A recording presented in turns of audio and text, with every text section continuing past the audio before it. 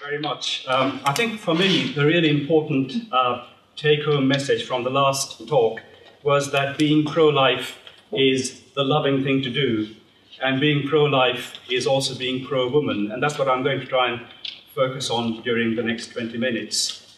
But before I go any further, I get asked by young people who may be thinking about doing something in medicine or nursing or something in health, is it possible to be pro-life and work within health? And the answer, I think, is it's not only possible, it's a challenge, as John said, it's a challenge, but it's not only possible, but we need people who are pro-life working within the various organizations like medicine, nursing, psychology, and so on.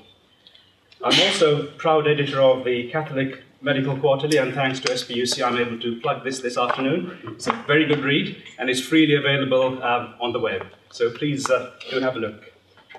Right. One of the most important studies was published in 2008 on the psychological issues surrounding abortion by Professor David Ferguson, who is pro-choice. And he tried to sort of suggest initially that women are not really psychologically affected by abortion. But in fact, he discovered that women who have abortions are twice as likely to suffer mental health problems in general, and 3 times more likely to suffer from depression than women who give birth or who have never been pregnant. His study and similar studies led to the pro-choice Royal College of Psychiatrists to state in 2008, and I quote, "Some studies indicate no evidence of harm, while other studies identify a range of mental disorders following abortion." The statement goes on to say that one cannot obtain informed consent to abortion without telling the woman of the possible risks attached to it, including mental health risks. These observations got a lot of people very worried, including the Department of Health and also the Royal College of Obstetricians and Gynecologists.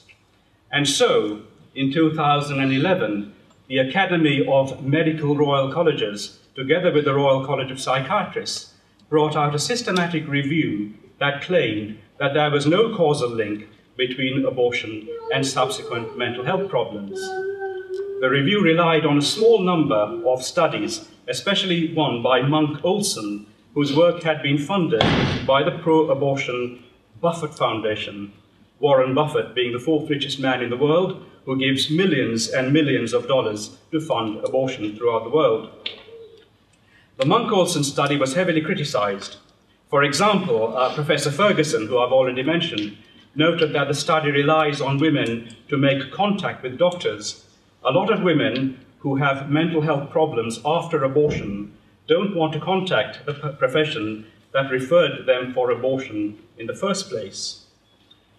Interestingly, the Royal College of Psychiatrists review did state the rate of mental health problems for women with an unwanted pregnancy were the same whether they have an abortion or gave birth. Let me repeat that because this is really the crux of what I want to say today. The rate of mental health problems for women with an unwanted pregnancy were the same whether they had an abortion or gave birth. In other words, women who give birth following an unwanted pregnancy do not have more mental health problems than women who have an abortion. There is no evidence that abortion in itself improves the mental health of women with unwanted pregnancies. What then are we to make of the 98% of abortions going on in the UK that are carried out on the basis that abortion is supposed to improve the mental health of women? This is known as the Mental Health Clause of the 1967 Abortion Act. And Robin mentioned Alec Bourne, and the whole development of the Mental Health Clause was based on that Bourne decision, a woman being a mental wreck if she doesn't have an abortion. In the light of the systematic review, we now need to question the validity of this Mental Health Clause of the Abortion Act. The review also found that women who had mental health problems before abortion were at greater risk of mental health problems after abortion, and women who were coerced into having an abortion are more likely to develop mental health problems after abortion. According to LifeSite News, there is an ongoing war on women, mothers being forced to abort by trickery, force, or physical abuse. So what's really important surrounding this whole systematic review is what happened around the same time. And that was that the British Journal of Psychiatry published a meta-analysis by Professor Priscilla Coleman. The conclusion of her study is that there is an 81% increased risk of developing mental health problems after abortion, including anxiety, depression, and substance misuse. So here we have a systematic review saying no links, and then the same college published an important paper saying that there is significant psychological issues after abortion. Like kind of thinking of an analogy would be something like David Cameron giving a speech saying that Scotland should remain part of the UK, and the same month the Conservative Party producing a paper suggesting that, in fact, it's best for Scotland to go it alone. It's just not very consistent. Soon after the Coleman study was published, the pro-abortion lobby went wild. Professor James Coyne of the Pennsylvania School of Medicine wrote, "The Coleman article should be retracted, not debated. So much for liberal tolerance and love of debate." He also complained that there were anti-choice websites that were promoting the Coleman study, and the study gave comfort to those opposed to giving women the right to choose abortion without interference. Ben Goldacre complained, "The Coleman paper states, declaration of interest none. We believe this is incorrect. It seems Professor Coleman is an anti-abortion campaigner." In other words, unless you are pro-choice, you cannot really do good research in this area. Ben Goldacre is interested, as his website states, in bad science. When is he going to expose the bad science behind the Abortion Act? Would he dare to criticize the work of, say, researcher Julia Steinberg, who works with individuals from the Pro-Abortion Guttmacher Institute? Her research argues that there are no psychological consequences of abortion. In contrast, Professor David Ferguson wrote in order to support the Coleman study and to criticize studies that appear to show no causal link between abortion and subsequent mental health. He said that strong conclusions are drawn on the basis of a small number of studies, and he cites the APA review, that's the American Psychological Association study, which used one study, the Charles Review, which used 4 studies. So small studies are used to say that there are no causal links between abortion and subsequent mental health. Professor Ferguson goes on to say, Coleman has done the field a service by bringing together a quantitative review of a large number of studies that have addressed the issue of abortion and mental health. What will be clear to an alert analyst is that there is a clear statistical footprint suggesting elevated risks of mental health problems among women having abortions, unquote. So we see there is a real debate going on about abortion and subsequent mental health. In 2012, an international congress of the Royal College of Psychiatrists took place. The abortion and mental health presentations were given by Monk Olson, Ian Jones, and Dr. Cantwell, academics who are on one side of this ongoing debate.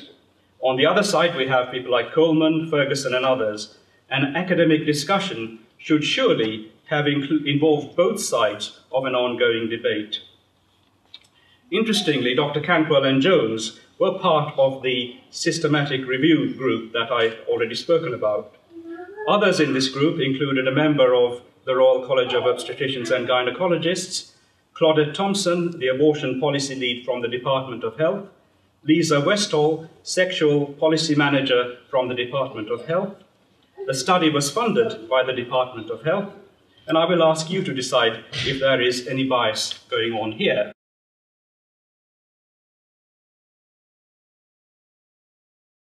Priscilla Coleman looks at significant psychiatric symptoms like depression and suicidal behavior. But I have spoken to post-abortion women who have symptoms that psychiatrists are really not interested in, like feelings of guilt, numbness, recurrent nightmares, anger, and flashbacks about the abortion.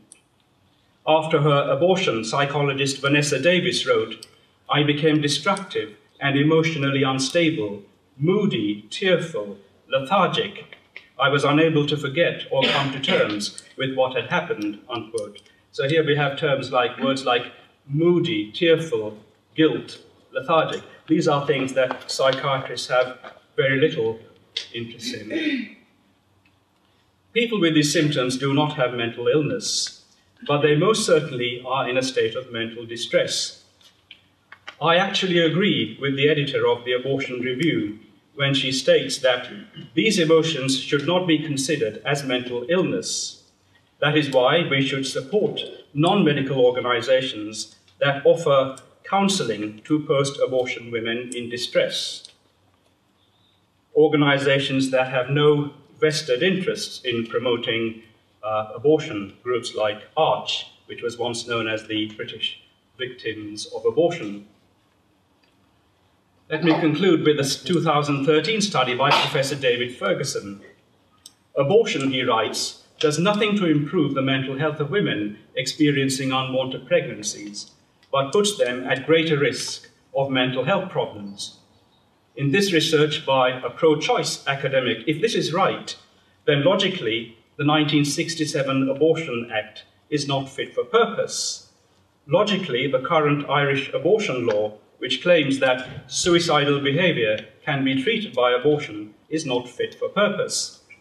So there may be an ongoing debate about abortion and subsequent mental health problems, but no one, with the possible exception of Prime Minister Enda Kenny, seriously believes that mental illness can itself treat abortion. That mental illness can be treated by abortion. The pro-abortion lobby has finally accepted this.